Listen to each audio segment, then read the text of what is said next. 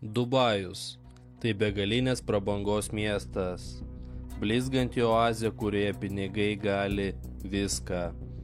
7 žvaigždučių viešbučiai ir privatus sraigtasparniai, auksiniai paplūdimiai bei gatvės pilnos superautomobilių. Tai pasaulio elitui sukurta žaidimų aikštelė, kurioje galima mėgautis visomis fantazijomis. O šių fantazijų centre jaunos moteris, dažnai nuo 18 iki 25 metų, kurios mainais už prabangos prekes ar net 5-ženklę sumą yra kviečiamos savaitgaliui.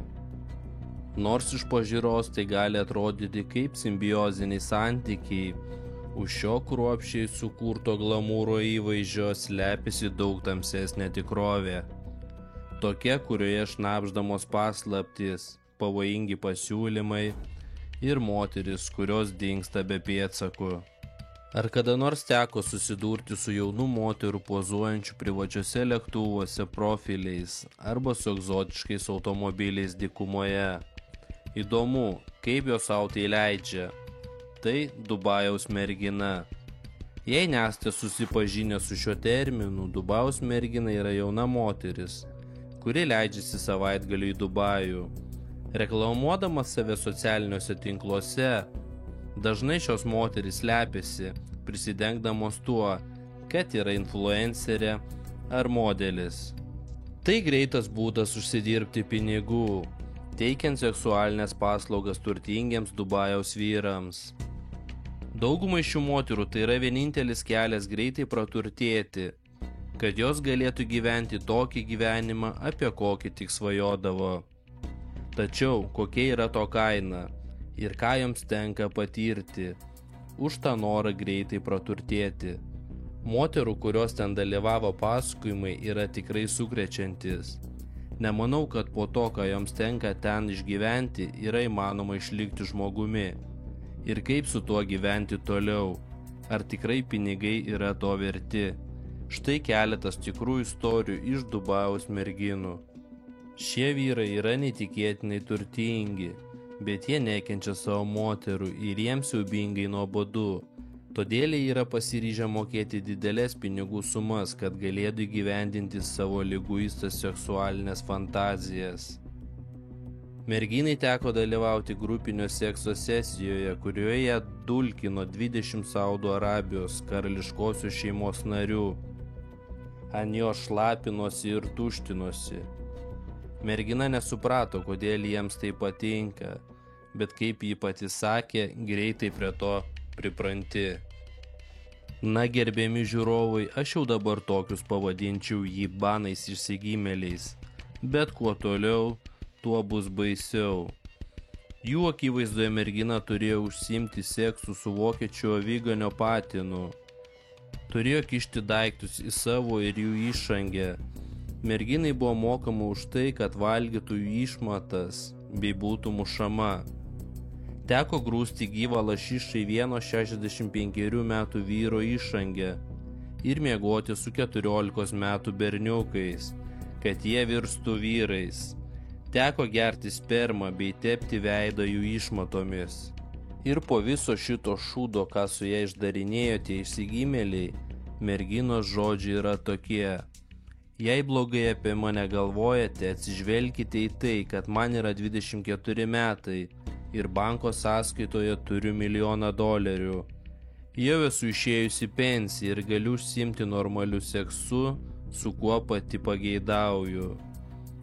Nu, žinokit, jiba, čia yra viršūnių viršūnė. Gal ji ir nusipelnė tokio elgesio.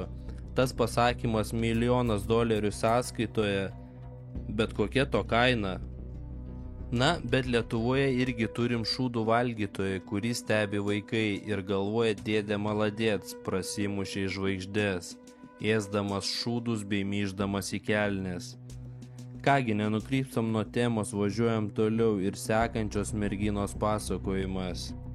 Mergina per Facebook pradėjo bendrauti su viena moterimi, kuri nuolat lankydavosi Dubajuje. Vėliau moteris atskleidė, kaip Dubajuje užsidirba pinigų, miegodama su vienu žmogumi. ir tuomet gali sau leisti nusipirkti brangių drabužių ir kvepalų. Jauna mergina ilgai negalvojus nusprendė, kad kitą kartą vyks į Dubajų drauge. Pasakė, kad neturi pinigų lėktuvo biletams, bet naujoji draugė ją nuramino, kad už viską sumokės, o pinigus jai grąžins vėliau. Nuskridusi Dubajų merginos iš karto nuvyko į didelę vilą priklausančią vienam arabui. Vyras jas pamatęs labai apsidžiaugė. Tai vadinama Facebook draugė greitai išvyko. Arabas nieko nelaukdamas moterį pririšo prie lovos ir liepė čiulpti jo penį. Mergina taip ir darė, kol galiausiai paskaudo žandikaulį. Tada pasiutęs vyras trenkė moteriai per veidą ir pareiškė, kad ji turi tęsti dar visą valandą, nes jis sumokėjo $18,000. Vėliau arabas atsisėdo ant moters veido ir liepė uostyti jo užpakalį, o vėliau jį ir laižyti. Mergina patyrė tikras kančias.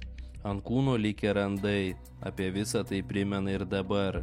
Kai moteriai atsisakius valgyti išmatas, arabas ją plakė botagu.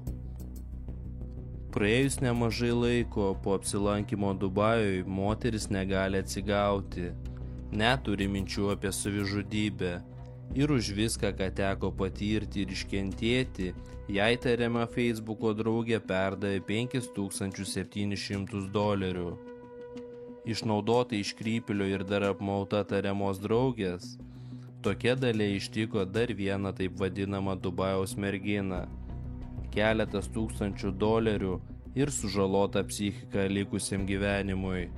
Neseniai į viešumą taip pat iškilo dar vienas atvejis, kai Dubajuje prapuolė ukrainiečių kilmės modelis Marija Kovalčiuk. Po vakarėlio dingus jauna ukrainiečių manekenė buvo rasta sunkiai sužalota Dubajaus pakelėj. Šis šiurpus įvykis sukėlė daugybę klausimų, o jos artimieji tikisi, kad Marija atgaus jėgas ir galės papasakoti, kas ten nutiko. Marija Kovalčiuk, kuriai šių metų kovo mėnesį sukako 20 metų, dingo po to, kai kovo 9 dieną pranešė draugams, jog buvo pakviesta į vakarėlį Dubajaus viešbutyje. Jis sakė savo motinai Anai, kad nagos pas vakarėlio organizatorius, tačiau vėliau dingo be žinios. Marija buvo užsisakiusi skrydį į Tailandą, turėjusi išvykti iš Dubajaus kovo 11, tačiau oro uoste nepasirodė. Susirūpinusi šeima ir draugai kreipėsi į vietos valdžios institucijas, kurios pradėjo jos paieškas ir tyrimą.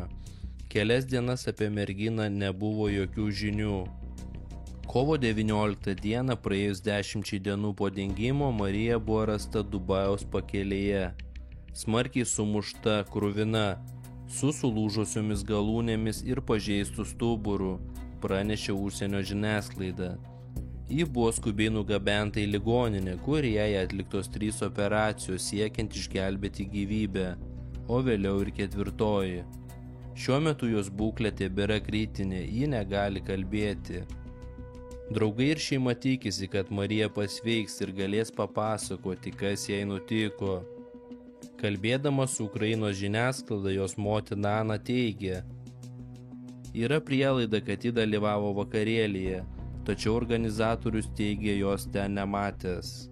Tokių istorijų su liūdnomis pabaigomis yra begalė, ir merginos ten vykstančios yra jas girdėjusios. Bet tas nenumaldomas pinigų troškimas joms visiškai susuka galvas.